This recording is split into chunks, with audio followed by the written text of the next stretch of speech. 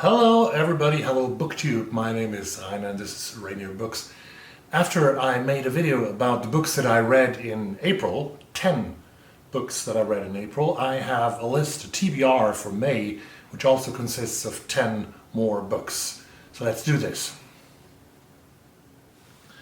I am currently reading a couple of books and I start with these because they are on my TBR, right?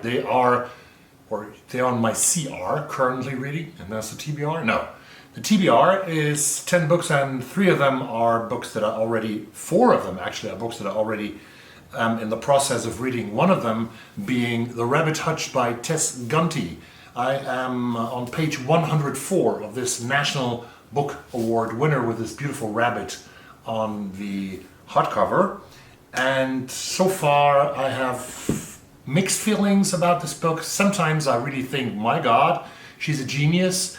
Sometimes I think it's a bit slow, and I don't know how many different kinds of narratives she's trying to put together. But it's an interesting book about a very poor city in the United States that doesn't exist, Vacaville in Indiana, and a bunch of people who live in the Rabbit Hutch, which is a house, a social house, with a lot of different kinds of people living there, among them a woman in her 40s who's writing obituaries, another one consisting of 4 young people who have lived more or less their whole lives in foster care, and it's the first time that they have an apartment that they share, 1 woman and 3 men, and the woman is called Blandine, and we know from the beginning that Blandine is going to die in the end of the novel. She's going to leave her body, as it is said in the book.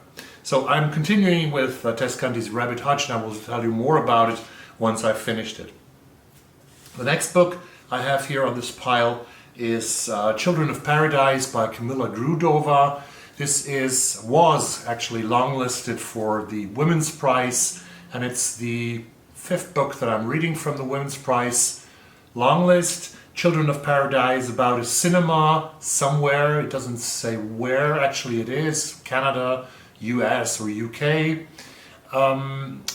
Grudova is listed as a Canadian author when you go to Wikipedia, but she also has connections to the UK, so I'm not really sure where she is actually living right now. It doesn't matter. It's a book about a cinema and about a new employee who starts working at the cinema, and she meets these different characters.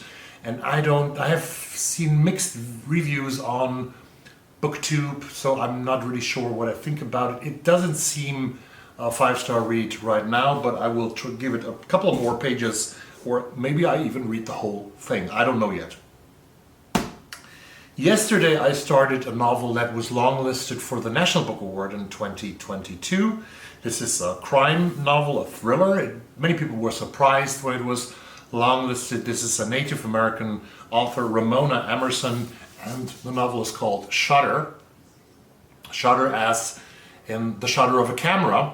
And because the narrator of the book is an employee of the Albuquerque Police Department, Breaking Bad vibes here, and Better Call Saul vibes. In the APD, the Albuquerque Police Department, she's a photographer and she takes pictures of crime scenes. And in the beginning we find her at a crime scene where she's taking hundreds of pictures of very dismembered bodies. Somebody was thrown, probably thrown from a bridge to an overpass, and she was then hit by a truck, and she's taking pictures. And then we learn in every second chapter that Ramona takes turns in writing this. We learn about her past, her childhood, and when she early discovered actually that she has a very supernatural power, namely to talk to the dead, which will going to lead to a problem in the case that she has been sent to.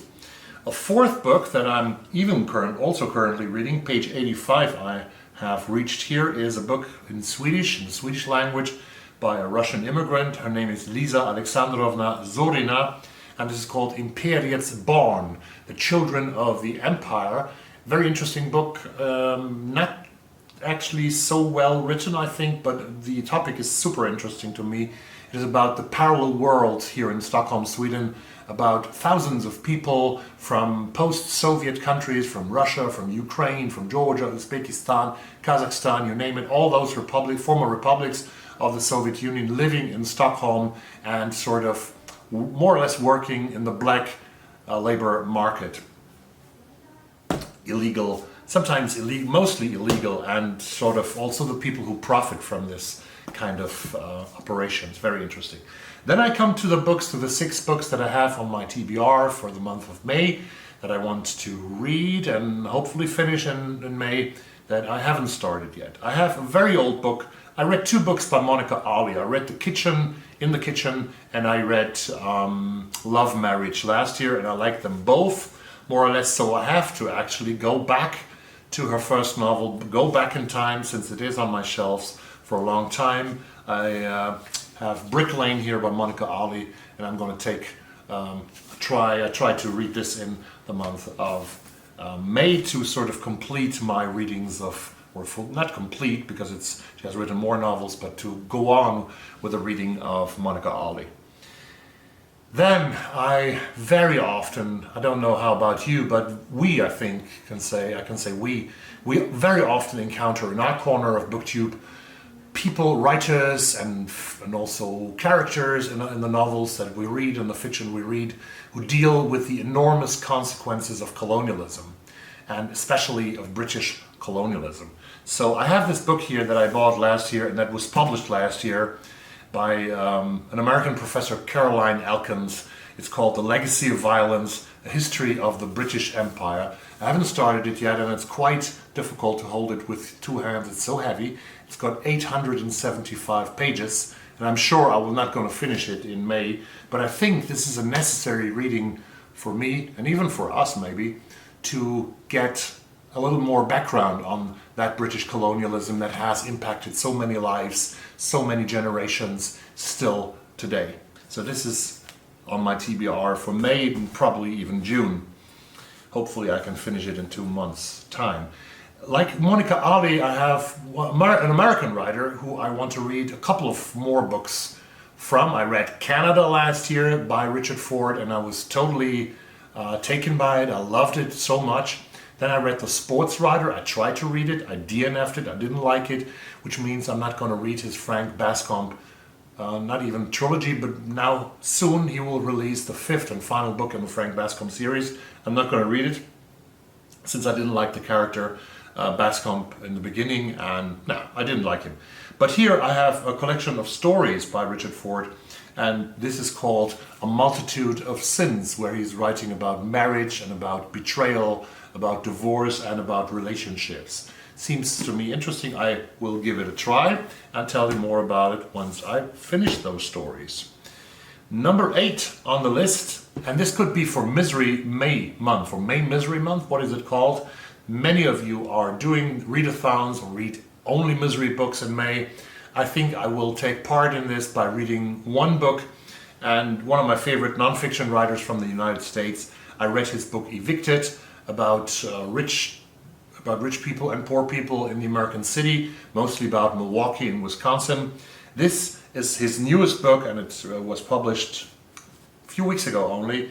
It's by Matthew Desmond, the winner of the Pulitzer Prize for Evicted. It's called Poverty by America. And Matthew Desmond explores the reason for, he says it in the beginning better than I can do it here in the video. In the prologue he says, "Why is there so much poverty in America? I wrote this book because I needed an answer to that question. For most of my adult life, I have researched and reported on poverty. I have lived in very poor neighborhoods, spent time with people living in poverty around the country, pored over statistical studies and government reports, and so on and so on. But even after all that, I still felt that I lacked a fundamental theory of the problem, a clear and convincing case as to why there is so much hardship in this land of abundance, and I hope to find an answer in Poverty by America," which will be my contribution to Misery May. I have one more readathon that I'm actually taking part in, but only with one entry as well. I haven't heard actually so much about this one from my fellow booktubers. Let me look on my phone here. This is quite a new book, because I'm reading one book for the Asian American Pacific Islanders Month, which is the AAPI. And this is The Double Life of Benson Yu by Kevin Chong. In a Chinatown housing project lives 12-year-old Benny, his ailing grandmother, and his strange neighbor Constantine, a man who believes he's a reincarnated medieval samurai. When his grandmother is hospitalized, Benny manages to survive on his own until a social worker comes snooping. With no other family, he is reluctantly taken in by Constantine, and soon an unlikely bond forms between the two. At least that's what Yu, the narrator of the story, wants to write. The creator of a best-selling comic book, Yu is struggling with continuing the poignant tale of Benny and Constantine and can't help but interject from the present day, slowly revealing a darker backstory. Can Yu confront the demons he spent his adult life avoiding, or risk his own life and Benny's? That's the topic, that's the book that I'm going to read for the Asian American Pacific Islander Month, the AAPI. And it's a very new book published a few weeks ago in the US. And finally, one from my Kindle books I need to finish, I need to read, I haven't started it, is Black Buck by Mateo Askari. And also read to you the description of the publisher here. An unambitious 22-year-old Darren lives in a Brooklyn brownstone with his mother, who wants nothing more than to see him live up to his potential. But Darren is content working at Starbucks in the lobby of a Manhattan office building, hanging out with his girlfriend Soraya and eating his mother's home-cooked meals. All that changes when a chance encounter with Rhett Daniels, the silver-tongued CEO of Someone, New York City's hottest tech startup, results in an exclusive invitation for Darren to join an elite sales team on the 36th floor. After enduring a hell week of training, Darren, the only black person in the company, reimagines himself as Buck, a ruthless salesman unrecognizable to his friends and family. But when things turn tragic at home and Buck feels he's hit rock bottom, he begins to hatch a plan to help young people of color infiltrate America's sales force, setting off a chain of events that forever changes the game. Black Buck is a hilarious, razor-sharp skewering of America's workforce. It is a propulsive, crackling debut that explores ambition and race and makes way for a necessary new vision of the American dream. And here ends the 10th book that I have on my TBR for the month of May. How many books do you want to read? Tell me in the section down below. Tell me if you read any one of these, if you want to join me reading one of these, and see me soon, I see you soon in another video from this channel. Subscribe to it and like the video if you like it, and bye!